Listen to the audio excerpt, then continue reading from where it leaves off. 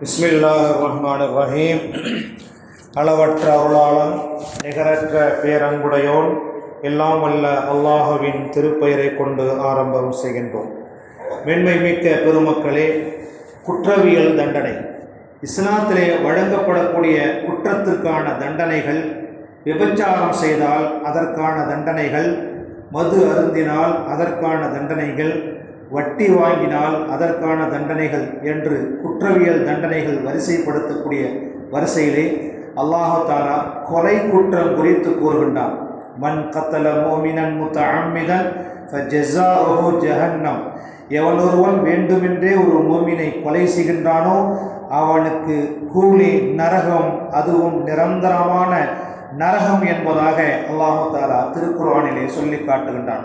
உலகம் பொதுமறையாம் திருக்குர்ஆனிலே அல்லாஹு தஆலா 1446 ஆண்டுகளுக்கு முன்பாக நமது உயிரின் உயிரான நபிகள் ஸல்லல்லாஹு அலைஹி வஸல்லம் அவர்கள் மீது இறக்கியாருடைய அந்த திருக்குர்ஆனின் மூலமாக உலக மக்கள் அனைவர்களுக்கும் பறைசாற்றக்கூடிய ஒரு செய்தியை அல்லாஹு தஆலா கூறுகின்றான்.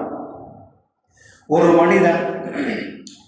மனிதன் ஒருவனை கொலை செய்தால் இந்த உலகம் முழுவதும் உள்ள மக்களை கொலை செய்ததற்கு சமம் என்பதாக, அவ்வளவு பெரிய கடுமையான குற்றம் என்பதாக கொலை செய்யக்கூடிய குற்றத்தை திருக்குர்ஆன் விவரம் கூறுகின்றது.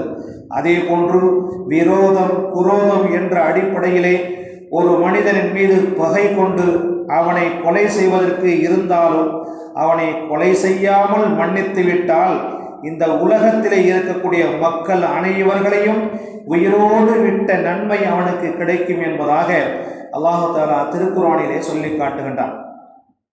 மனித உயிர்களுக்கு முக்கியத்துவம் கொடுக்கின்ற இஸ்லாம் அதை மீறும் விதமாக பலர் சேர்ந்து ஒருவரை கொலை செய்தால் அத்துணை பேர்களும் பழிவாங்கப்படுவார்கள் என்று எச்சரிக்கை செய்கிறது. மனித உயிர்களுக்கு முக்கியத்துவம் கொடுக்கக்கூடிய இஸ்லாம் என்ற உயர்ந்த மார்க்கம் அதை மீறும் விதமாக பலர் சேர்ந்து ஒருவரை கொலை செய்தால் அத்துணை பேர்களும் பழிவாங்கப்படுவார்கள் என்று எச்சரிக்கை செய்கிறது. அரபு நாட்டை பொறுத்தவரை யமன் நாட்டில் உள்ள சன்ஆ பகுதியில் ஜனத்தொகை அதிகமாக இருக்கும். அதன் காரணமாக ஒரு கொலையில் மக்கள் தொகை அதிகமாக உள்ள சன்ஆ என்ற நாட்டை சார்ந்த அனைவரும் ஈடுபட்டிருந்தால் அவர்கள் அனைவரையும் கொலை செய்வேன் என்று உமர் ரலியல்லாஹு தஆலா அன்ஹு எச்சரிக்கை செய்தார்கள். கொலைக்கான அபராதத்தை எடுத்த பின்னர் பழிக்கு பழி என்ற விதத்தில் ஒருவர் கொலை செய்தால் அவரை நான் பழிக்கு பழி வாங்காமல் விடமாட்டேன் என்று அல்லாஹ்வின் தூதர் ஸல்லல்லாஹு அலைஹி வஸல்லம் அவர்கள் கூறினார்கள். ஒருவர் மற்றொருவரை கொலை செய்துவிட்டால் கொலை செய்யப்பட்டவருடைய பொறுப்பாளிகள் கொலை செய்தவரை பழிவாங்குவார்கள், அல்லது மன்னித்து விடுவார்கள், அல்லது அபராதத்தை வாங்கிக் கொள்வார்கள். கொலை செய்யாமல் அபராதத்தை வாங்கியதற்கு பிறகு அவரை கொலை செய்தால் அந்த குற்றத்தை செய்தவரை பழிக்கு பழி வாங்காமல் நான் விடமாட்டேன் என்று அல்லாஹ்வின் தூதர் ஸல்லல்லாஹு அலைஹி வஸல்லம் அவர்கள் கூறினார்கள். கண்மூடித்தனமாக கல்லை கொண்டு எறியப்பட்டோ அல்லது சாட்டையால் பிரம்பால் அடிக்கப்பட்டோ ஒருவர் கொல்லப்பட்டால் அது தவறுதலான கொலையாகும். அதற்குரிய நஷ்டஈடு தவறுக்குரிய நஷ்டஈடாகும். அதே நேரம் வேண்டுமென்று ஒருவர் கொல்லப்பட்டால் பழிக்கு பழி கொலை செய்தவர் கொல்லப்படுவதாகும்.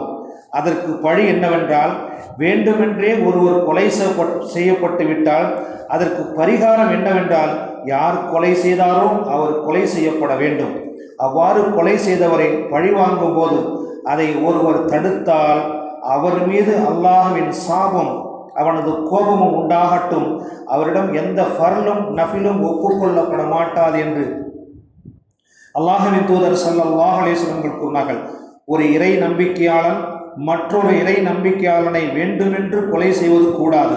அதே நேரம் கற்களை வைத்து ஒருவருக்கொருவர் வீசும் போதோ அல்லது சாட்டையால் பிரம்பால் அடிக்கும் போதோ ஒருவர் கொல்லப்பட்டு கொலை செய்தவர் யார் என்று தெரியாத போது அதை தவறுதலாக நடந்த கொலையாக கருதப்படும்.